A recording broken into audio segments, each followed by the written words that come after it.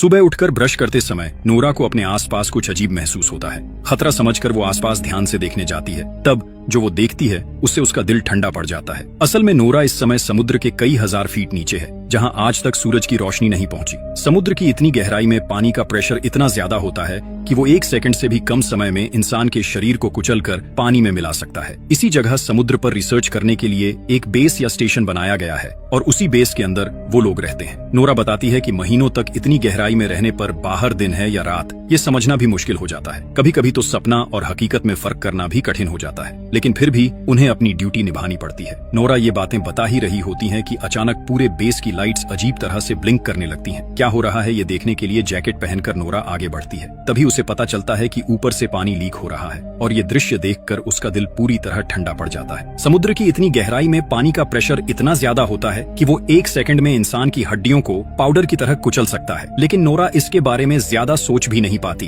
कि अचानक बेस की दीवार टूट जाती है और अंदर पानी घुसने लगता है। अपनी जान बचाने के लिए नोरा पूरी ताकत से दूसरे कॉरिडोर की तरफ दौड़ने लगती है और सो रहे दूसरे क्रू मेंबर्स को जगाने की कोशिश करती है। ऐसा खौफनाक मंजर देखकर वहां मौजूद सभी लोग चिल्लाते हुए नोरा के पीछे दौड़ने लगते हैं। काफी कोशिश के बाद वो लोग एक दूसरे रूम तक पहुंच जाते हैं, लेकिन उस रूम के डोर का सिस्टम फेल हो चुका होता है, इसलिए वो किसी भी तरह लॉक नहीं हो रहा था। समय बर्बाद किए बिना नोरा जल्दी से अपने हाथों से उस डोर के सिक्योरिटी सिस्टम को ठीक करने लगती है। तभी वो देखती है कि कई क्रू मेंबर्स पानी से लड़ते हुए अपनी जान बचाने के लिए उनकी तरफ दौड़ रहे हैं। नोरा चिल्लाकर उन्हें और तेज दौड़ने के लिए कहती है, लेकिन डोर तक पहुंचने से पहले ही समुद्र का पानी उन्हें पूरी तरह निगल लेता है। ये भयानक दृश्य देखकर उनमें से एक नोरा से कहता है कि जल्दी से डोर बंद कर दो, वरना सब मर जाएंगे। आखिरकार नोरा फिर से बटन दबा देती है और आखिरी पल में जोरदार आवाज के साथ गेट बंद हो जाता है। कुछ ही सेकंड में सब कुछ फिर से अजीब तरह से शांत हो जाता है। थोड़ी देर बाद उनका एक साथी रोड्रिगो कहता है कि शायद कोई बड़ा भूकंप आया होगा, वरना ऐसा होना मुश्किल है। इसके बाद वो लोग कंट्रोल रूम से संपर्क करने की कोशिश करते हैं, लेकिन वहां से कोई जवाब नहीं आता। मतलब कंट्रोल रूम से उनका पूरा संपर्क टूट चुका था। उसी समय उन्हें एक दिल दहला देने वाली अजीब आवाज सुनाई देती है। उन्हें लगता है जैसे बेस के बाहर कोई बहुत बड़ा रहस्यमय ऑब्जेक्ट पानी के अंदर हिल रहा है और अपने तेज नाखूनों से बेस की दीवारों पर वार कर रहा है। खतरा बढ़ सकता है ये सोचकर नोरा और रोड्रिगो देर किए बिना एस्केप पॉड्स की तरफ निकल पड़ते हैं। टूटे फूटे बेस के अंदर से गुजरते हुए वो किसी तरह सर्वर रूम तक पहुंचते हैं और खराब हो चुके कम्युनिकेशन सिस्टम को ठीक करने लगते हैं। लेकिन तभी वही डरावनी तेज आवाज फिर से पास से सुनाई देती है। अब उन्हें शक होने लगता है कि ये कोई सामान्य भूकंप नहीं हो सकता। नोरा सिस्टम का डेटा चेक करके देखती है कि पूरा बेस ताश के घर की तरह टूटकर गिर चुका है, सिर्फ कुछ ही हिस्से किसी तरह टिके हुए हैं। इसके बाद नोरा और रोड्रिगो एस्केप पॉड की तरफ जाने के लिए आगे बढ़ते हैं। टूटे फूटे बेस के अंदर से रेंगते हुए वो लोग रास्ता खोजने की कोशिश करते हैं। तभी पीछे से कोई दर्द भरी आवाज में चिल्लाता है, मुझे बचाओ। नोरा पीछे मुड़कर देखती है कि उनका साथी पॉल मलबे के नीचे दबा हुआ है। नोरा और रोड्रिगो मिलकर काफी कोशिश के बाद उसे बाहर खींच लेते हैं। अब तीनों मिलकर एस्केप की तरफ बढ़ने लगते हैं। आगे का रास्ता इतना तंग हो चुका होता है कि उन्हें रेंगते हुए आगे बढ़ना पड़ता है। सबसे आगे नोरा होती है। अचानक उसकी नजर एक डेड बॉडी पर पड़ती है। उस आदमी की आंखें अभी भी खुली हुई थी और उनमें इतना डर था कि लगता था मरने से ठीक पहले उसने कोई बहुत डरावनी चीज देखी थी। ये दृश्य देखकर उनके मन में डर बैठ जाता है कि शायद समुद्र की गहराई में कोई भयानक चीज जाग चुकी है जो इंसानी कल्पना से भी बाहर है। काफी मुश्किलों के बाद वो लोग आखिरकार पॉड रूम तक पहुंच जाते हैं, लेकिन पॉड रूम में पहुंचकर उनके पैरों तले जमीन खिसक जाती है क्योंकि वहां एक भी एस्केप पॉड नहीं बचा था। वहां सिर्फ कैप्टन लूसियन खड़े थे, लेकिन डोर लॉक होने की वजह से वो अंदर फंसे हुए थे। नोरा किसी तरह बाहर से डोर खोल देती है। बाहर आने के बाद कैप्टन बताते हैं कि जितने भी पॉड्स थे उनमें बाकी क्रू मेंबर्स को पानी की सतह की तरफ भेज दिया गया है। अब उन्हें किसी भी तरह सबमर्सिबल रूम तक पहुंचना होगा। नोरा कैप्टन से कहती है कि पूरा बेस लगभग नष्ट हो चुका है। उन्हें ये भी नहीं पता कि कितने लोग अभी जिंदा हैं या वो खुद बच पाएंगे भी या नहीं। नोरा फिर कैप्टन से पूछती है कि आखिर ये सब हो क्या रहा है, क्या ये सच में भूकंप है या कुछ और। कैप्टन कहते हैं कि अपनी जिंदगी में उन्होंने पहली बार ऐसा कुछ देखा है, लेकिन अब उन्हें मिलकर इस स्थिति का सामना करना होगा। इसके बाद वो लोग कंट्रोल रूम की तरफ जाते हैं, जहां एमिली और स्मिथ पहले से ही बाहर की दुनिया से संपर्क करने की कोशिश कर रहे थे, लेकिन कहीं से भी कोई सिग्नल नहीं मिल रहा था। ऊपर से कंट्रोल रूम को बार बार ऐसे झटके लग रहे थे जैसे बाहर से कोई बहुत बड़ा चीज पूरे बेस को ऊपर की तरफ धकेलने की कोशिश कर रही हो। नोरा सिस्टम चेक करके बताती है कि बेस के ऊपर वाले सभी फ्लोर्स और कूलिंग टावर पूरी तरह खत्म हो चुके हैं, लेकिन असली खतरा बेस का कोर है जो पूरे बेस को पावर सप्लाई देता है। वो किसी भी समय फट सकता है। अगर कोर फट गया तो धमाका इतना भयानक होगा कि एक पल में पूरा रिसर्च स्पेस राख बन जाएगा। अब उनके पास बचने का कोई रास्ता नहीं बचा, क्योंकि बाकी एस्केप पॉड्स पहले ही टूटकर नष्ट हो चुके हैं। जब सब लोग अपनी निश्चित मौत मानकर उम्मीद छोड़ने लगते हैं, तभी कैप्टन कहते हैं कि उनके पास एक आखिरी मौका है। उन्हें बेस के सबसे गहरे हिस्से में जाना होगा, जहां ड्रिलिंग का काम चल रहा था। शायद वहां उन्हें कोई पॉड मिल जाए। कैप्टन की ये बात सुनकर पॉल कहता है कि वो ड्रिलिंग साइट यहाँ से करीब 1.5 किलोमीटर दूर है। ऐसे हालात में वो वहाँ कैसे पहुँचेंगे? इसी बातचीत के दौरान स्मिथ को ड्रिलिंग साइट से आया आखिरी सिग्नल मिलता है, लेकिन उसे सुनकर सबकी आवाज डर से सूख जाती है, क्योंकि उस सिग्नल में सिर्फ लोगों की दर्द भरी चीखें और किसी भयानक जानवर की डरावनी आवाज सुनाई दे रही थी। इसी बीच अचानक तभी पूरा बेस फिर से अजीब तरीके से कांपने लगता है। ऐसा लगता है जैसे अंधेरे में छिपा कोई दानव पूरे स्टेशन को खिलौने की तरह तोड़ देना चाहता हो। पॉल निराश होकर कहता है कि उन्हें इतनी गहराई तक ड्रिलिंग नहीं करनी चाहिए थी। शायद उन्होंने किसी ऐसे शैतान को जगा दिया है जिसे छेड़ना ही नहीं चाहिए था। कोई और रास्ता न होने की वजह से सब लोग भारी अंडरवाटर सूट्स पहन लेते हैं। अब ये सूट्स ही उनकी जिंदगी की आखिरी उम्मीद थे। लेकिन जैसे ही वो समुद्र की गहराई में कदम रखते हैं, अचानक रोड्रिगो के हेलमेट में दरार पड़ जाती है। पानी के भयानक प्रेशर से पलक झपकते ही उसका पूरा शरीर फटकर चकनाचूर हो जाता है। अपने साथी की ऐसी दर्दनाक मौत देखकर कोई भी खुद को संभाल नहीं पाता। नोरा जब इस काले गहरे समुद्र की तरफ देखती है तो उसे लगता है कि ये सन्नाटा अंतरिक्ष से भी ज्यादा डरावना है। साथी को खोने का दुख और मौत का डर लेकर वो किसी तरह कार्गो लिफ्ट की छत पर कूदते हैं और उसके अंदर घुस जाते हैं। तब कैप्टन सबको बताते हैं कि उन्हें जितनी जल्दी हो सके इस बेस से दूर जाना होगा, क्योंकि ये किसी भी समय ज्वालामुखी की तरह फट सकता है। इसके बाद लिफ्ट उन्हें लेकर समुद्र की ओर भी गहराई में उतरने लगती है। तभी लिफ्ट की स्क्रीन पर किसी पॉड से मदद का सिग्नल दिखाई देता है। कैप्टन जल्दी से लिफ्ट रोक देते हैं और पॉल व स्मिथ को कहते हैं कि जो भी ये सिग्नल भेज रहा है उसे ढूंढ कर लाओ। दोनों फिर से भारी अंडर वाटर सूट्स पहनकर पानी में उतर जाते हैं, लेकिन बाहर इतना घना अंधेरा होता है कि सूट की लाइट से भी ठीक से कुछ दिखाई नहीं देता। आगे बढ़ते हुए स्मिथ को महसूस होता है कि अंधेरे में कोई चीज शायद उनका पीछा कर रही है। किसी तरह वो उस स्पॉट तक पहुंच जाते हैं जहां से सिग्नल आया था, लेकिन पास जाकर देखते हैं कि पूरा रास्ता किसी अजीब चिपचिपे पदार्थ से ढका हुआ है। उन्होंने पहले कभी ऐसी चीज नहीं देखी थी। पॉड के अंदर किसी को न पाकर वो आसपास तलाश करने लगते हैं। तभी उन्हें केबल्स में उलझा हुआ अपने एक साथी का डेड बॉडी मिलता है। ये देखकर कैप्टन तुरंत उन्हें वापस अंदर आने का आदेश देते हैं, लेकिन उसी समय पॉल और स्मिथ देखते हैं कि उस डेड बॉडी की पीठ के अंदर कुछ जिंदा हिल रहा है। वो कुछ समझ पाते उससे पहले ही उसकी पीठ से बिजली की रफ्तार से एक अजीब जानवर बाहर निकलकर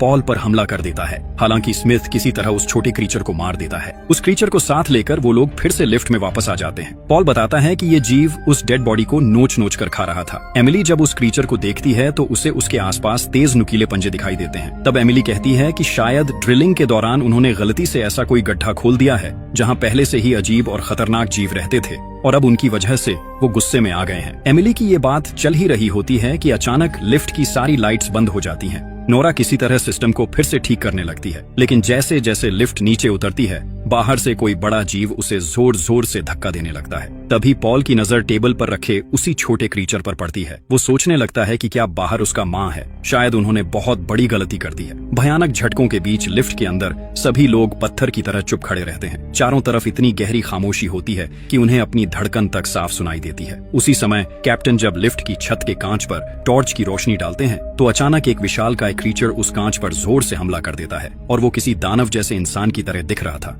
सब लोग बुरी तरह डर जाते हैं। तभी अगले ही पल बेस के ऊपर वाले हिस्से में जोरदार एक्सप्लोजन हो जाता है। रोशनी इतनी तेज होती है कि लगता है जैसे समुद्र की गहराई में अचानक सूरज निकल आया हो। इस धमाके के झटके से लिफ्ट के मोटे केबल्स टूट जाते हैं और लिफ्ट तेजी से नीचे गिरने लगती है। इसलिए सभी लोग जल्दी से अपने हेलमेट्स पहन लेते हैं। लिफ्ट समुद्र की तलहटी से टकराने से पहले ही वो लोग बाहर कूद जाते हैं, लेकिन एक्सप्लोजन की वजह से ऊपर से ब्रिज के भारी लोहे के टुकड़े और मलबा बारिश की तरह गिरने लगता है। अपनी जान बचाने के लिए सब लोग एक दूसरे को संभालते हुए किसी तरह दौड़कर ड्रिलिंग चेंबर के दरवाजे तक पहुंचते हैं। चारों तरफ गहरा अंधेरा होता है और उस अंधेरे में कुछ अजीब सी परछाइयां दिखाई देती हैं। उधर ड्रिलिंग चेंबर का डोर भी जैम हो चुका होता है। काफी कोशिश के बाद वो लोग किसी तरह उसके अंदर घुस जाते हैं। तभी ऊपर से फिर एक डरावनी आवाज सुनाई देती है। कैप्टन सबको समझाते हुए कहते हैं कि शायद ये ऊपर से बेस के टूटे हुए हिस्से गिरने की आवाज है। इसके बाद वो लोग उस सुरंग जैसे चेंबर के अंदर धीरे धीरे आगे बढ़ने लगते हैं। जैसे जैसे वो आगे बढ़ रहे थे रास्ता और भी संकरा होता जा रहा था। एक जगह पहुंचकर उन्हें पता चलता है कि आगे का रास्ता मलबे की वजह से पूरी तरह बंद हो चुका है। तब नोरा हिम्मत करके कहती है कि वो पानी के नीचे तैरकर दूसरी तरफ जाएगी। वो अपना हेलमेट ठीक से पहनकर पानी में डुबकी लगाती है और तैरते हुए दूसरी तरफ पहुंच जाती है। वहां पहुंचकर वो बाकी सबको भी आने का इशारा करती है। एक एक करके सब लोग दूसरी तरफ पहुंच जाते हैं, लेकिन सबसे आखिर में पॉल रह जाता है। तभी पॉल को महसूस होता है कि पीछे के अंधेरे पानी में कोई मौजूद है। जैसे ही वो पीछे मुड़कर कर देखता है, एक अजीब क्रीचर पानी के अंदर गायब हो जाता है। कैप्टन उसे बार बार आवाज देते हैं, लेकिन पॉल की तरफ से कोई जवाब नहीं आता। मजबूर होकर सब लोग पॉल के सूट से जुड़ी केबल को पकड़कर जोर से खींचने लगते हैं। कुछ देर बाद पॉल उनके पास वापस आ जाता है और सब लोग राहत की सांस लेते हैं, लेकिन अगले ही पल पॉल की केबल को कोई अदृश्य ताकत दूसरी तरफ से जोर से खींच लेती है। डर के मारे पॉल चिल्लाने लगता है। बाकी सब लोग घबराकर केबल काटने की कोशिश करते हैं, लेकिन तब तक बहुत देर हो चुकी होती है। पलक झपकते ही पॉल के शरीर का एक हिस्सा उससे अलग हो जाता है। अचानक पॉल के हेलमेट में खून भरने लगता है और वहीं उसकी दर्दनाक मौत हो जाती है। ये देखकर बाकी सब डर और दहशत में अपनी जान बचाने के लिए वहाँ से भागने लगते हैं। कुछ देर बाद कैप्टन फिर से रेडियो के जरिए ऊपर की दुनिया से संपर्क करने की कोशिश करते हैं, लेकिन वहाँ से कोई जवाब नहीं आता। पॉल की मौत के बाद सब लोग पूरी तरह टूट चुके होते हैं। एक एक करके उनके साथी किसी अदृश्य ताकत के हाथों मारे जा रहे थे। तभी वो लोग एक कंट्रोल रूम में खड़े होते हैं, जहां से बाहर का डरावना नजारा साफ दिखाई देता है। उनके बेस स्टेशन की ड्रिलिंग मशीन इतनी बुरी तरह मुड़ी तुड़ी पड़ी होती है जैसे किसी ने उसे खिलौने की तरह तोड़ दिया हो। स्मिथ हैरान होकर कहता है कि 6000 टन वजन की ड्रिलिंग मशीन का इस तरह नष्ट होना क्या सच में संभव है? एमिली कांपते हुए कहती है कि ये सब उनकी गलती है। उन्होंने समुद्र की गहराई को छेड़ा है और अब समुद्र उनसे बदला ले रहा है। शायद उन्हें यहाँ आना ही नहीं चाहिए था। कैप्टन सबको शांत करते हुए कहते हैं कि उन्हें यहाँ ज्यादा देर नहीं रुकना चाहिए, लेकिन स्मिथ बताता है कि उसका सूट डैमेज हो चुका है और अगर वो बाहर गया तो पानी का प्रेशर सह नहीं पाएगा। इसलिए वो बाकी सबको कह देता है कि उसे छोड़कर आगे बढ़ जाए। स्मिथ कहता है कि अगर वो साथ गया तो सबकी जान खतरे में पड़ सकती है, लेकिन कैप्टन उसे हिम्मत देते हैं और किसी तरह उसका सूट ठीक कर देते हैं। इसके बाद सब लोग पानी के अंदर से ड्रिलिंग साइट की तरफ निकल पड़ते हैं, क्योंकि शायद वहीं एस्केप पॉड्स मिल सकते हैं। पानी के नीचे चारों तरफ घना अंधेरा होता है। तभी नोरा को महसूस होता है कि उसके पीछे कोई है।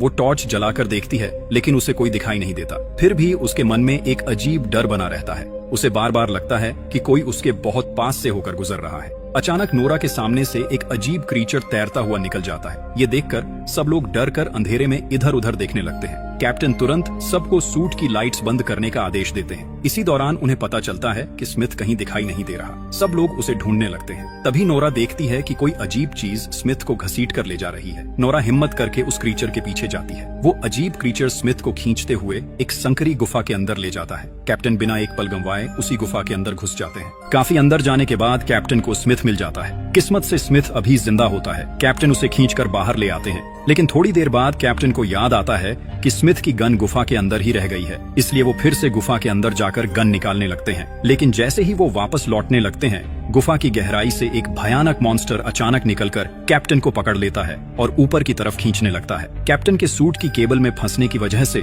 नोरा भी उसके साथ ऊपर की तरफ खींचने लगती है। पानी के अंदर संघर्ष करते हुए कैप्टन और वो अजीब क्रीचर एक बड़े प्लेटफॉर्म पर जा टकराते हैं। प्लेटफॉर्म के किनारे कैप्टन को लटका हुआ देखकर नोरा उसे बचाने की कोशिश करती है। तभी वो भयानक क्रीचर फिर से उनके सामने आ जाता है। वो इतना विशाल होता है कि लगता है जैसे वो इस दुनिया का ही जीव नहीं है। वो अपना विशाल मुंह खोलकर नोरा के हेलमेट को निगलने की कोशिश करता है। उसी समय कैप्टन अपनी नाइफ निकालकर उस मॉन्स्टर पर वार करते हैं। दर्द से तड़पकर वो क्रीचर नोरा और कैप्टन दोनों को तेजी से ऊपर की तरफ खींचने लगता है। कैप्टन समझ जाते हैं कि अगर वो इसी रफ्तार से ऊपर जाते रहे तो पानी के भयानक प्रेशर से उनका सूट फट जाएगा। इसलिए वो नोरा से कहते हैं कि केबल काट दो, वरना वो भी मर जाएगी। लेकिन नोरा ऐसा करने के लिए तैयार नहीं होती। तब मजबूर होकर कैप्टन खुद ही अपनी नाइफ से केबल काट देते हैं और खुद को अलग कर लेते हैं। नोरा अलग होते ही अगले ही पल एक भयानक एक्सप्लोजन में कैप्टन की मौत हो जाती है। उसी धमाके में उनका सूट और शरीर पानी में बिखर जाता है। उस एक्सप्लोजन के झटके से नोरा नीचे समुद्र की तलहटी में बेस के एक छोड़े हुए हिस्से में जा गिरती है। वो जगह पूरी तरह सुनसान और खामोश होती है।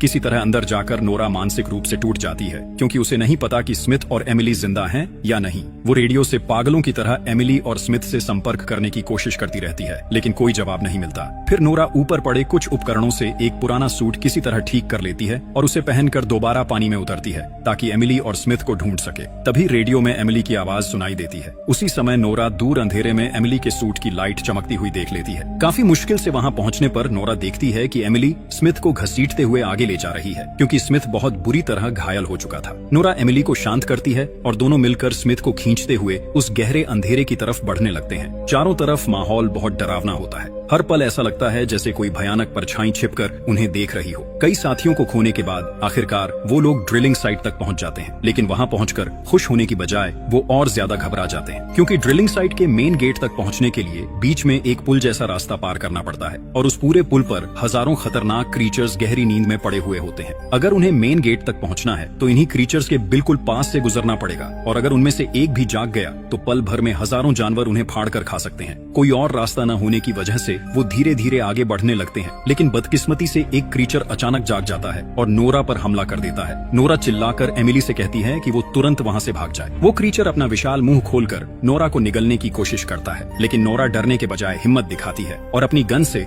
उस क्रीचर के पेट के अंदर गोली मार देती है। दर्द से तड़पते हुए वो क्रीचर वहीं मर जाता है। इसके बाद नोरा उसका शरीर चीरकर किसी तरह बाहर निकल आती है, लेकिन तब तक आसपास के बाकी सारे मॉन्स्टर्स जागने लगते हैं। ये देखकर नोरा अपनी गन रिलोड करने ही वाली होती है कि अचानक वो देखती है कि जिस प्लेटफॉर्म पर ये क्रीचर्स उल्टे लटके हुए थे वो पूरा हिस्सा ऊपर उठकर अंधेरे में गायब हो जाता है। उसी समय नोरा सामने वाली बिल्डिंग के ऊपर एक विशाल छाया खड़ी देखती है। जब वो उस छाया पर गोली चलाने के लिए ध्यान से देखती है तो उसके दिल की धड़कन लगभग रुक जाती है। उसके सामने एक दानव जैसा समुद्री राक्षस खड़ा होता है। वो इतना विशाल था कि उसके सामने 50 मंजिला बिल्डिंग भी खिलौने जैसी लगती थी। अपनी जान बचाने के लिए नोरा पूरी ताकत से मेन गेट की तरफ दौड़ने लगती है। वो विशाल मॉन्स्टर अपने पैर से पुल पर इतनी जोर से हमला करता है कि लगता है जैसे पानी के नीचे कोई परमाणु बम फट गया हो। उस धमाके के झटके से नोरा दूर जाकर गिरती है और बेहोश हो जाती है। अगले ही पल एमिली नोरा को खींचते हुए मेन गेट के अंदर ले आती है और जल्दी से दरवाजा बंद कर देती है। स्मिथ, नोरा और एमिली किसी तरह अंदर आ तो जाते हैं, लेकिन खतरा अभी खत्म नहीं हुआ था। वो विशाल मॉन्स्टर पूरे ड्रिलिंग साइट बिल्डिंग को जमीन से उखाड़ने की कोशिश करने लगता है। किसी तरह वो लोग आगे बढ़ते हुए पॉड रूम तक पहुंच जाते हैं। वहाँ कुल 3 पॉड्स होते हैं। नोरा जल्दी से चेक करती है और पता चलता है कि उनमें से सिर्फ 2 ही ठीक से काम कर रहे हैं। इसलिए बिना समय गंवाए नोरा और एमिली पहले स्मिथ को एक वर्किंग पॉड में बैठाकर ऊपर की तरफ भेज देते हैं। इसके बाद नोरा एमिली से कहती है कि वो दूसरे पॉड में बैठ जाए, लेकिन एमिली समझ जाती है कि बाकी बचा पॉड खराब है, इसलिए वो नोरा को अकेला छोड़कर जाने के लिए तैयार नहीं होती। तब नोरा उसे समझाते हुए कहती है कि स्मिथ के साथ उसका पूरा भविष्य है, इसलिए उसे जाना ही होगा। एमिली रोते हुए कहती है कि नोरा को जरूर वापस आना होगा, वो उसका इंतजार करेगी। ये कहकर नोरा एमिली का पॉड लॉन्च कर देती है। अब पूरे बेस में सिर्फ नोरा ही अकेली बची होती है। उसी समय पॉड रूम की कांच की दीवारों पर बाहर से छोटे छोटे क्रीचर्स हमला करना शुरू कर देते हैं।